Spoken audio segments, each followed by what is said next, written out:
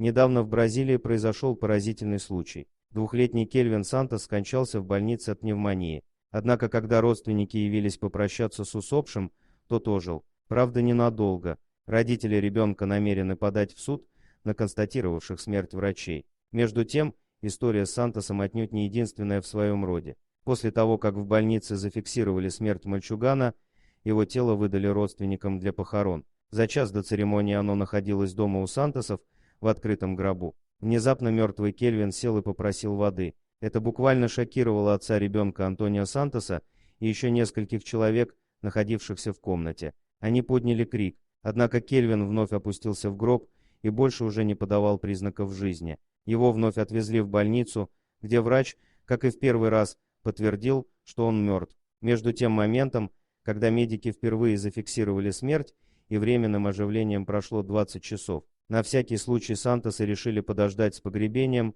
еще несколько часов, но чуда больше не произошло. Сейчас Антонио Сантос намерен подать на больницу в суд, так как считает, что в первый раз врачи ошибочно констатировали смерть, и мальчика еще можно было спасти. Кстати, медики так и не прокомментировали эту ситуацию. Как можно живого человека объявить мертвым? Ну вот, к примеру, знаменитый физиолог И.П. Павлов наблюдал пациента, который проспал летаргическим сном 20 лет с 1898 по 1918 год. При этом его сердце билось со скоростью всего 3 удара в минуту, и он совершал не более 1-2 вздохов в минуту. А этот случай задокументирован в архивах за 1937 год. 19-летняя Анжела Хей из французской деревушки Сент-Квентин-де-Кале во время езды на мотоцикле врезался головой в кирпичную стену. Вызванный на место происшествия врач не уловил ни пульса, ни дыхания и объявил юношу мертвым. Через 3 дня он был похоронен. Однако незадолго до этого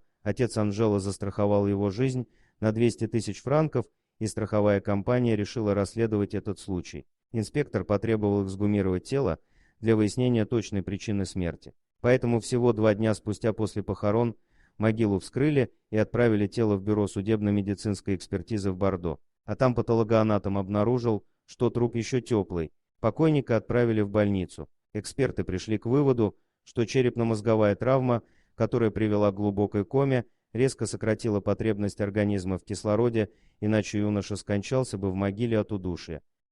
Анжело сделали несколько операций, и спустя долгие месяцы лечения он, наконец, поправился. Дорогие друзья, если вам понравилось видео, поставьте лайк, а также подписывайтесь на канал, где найдете еще много интересного.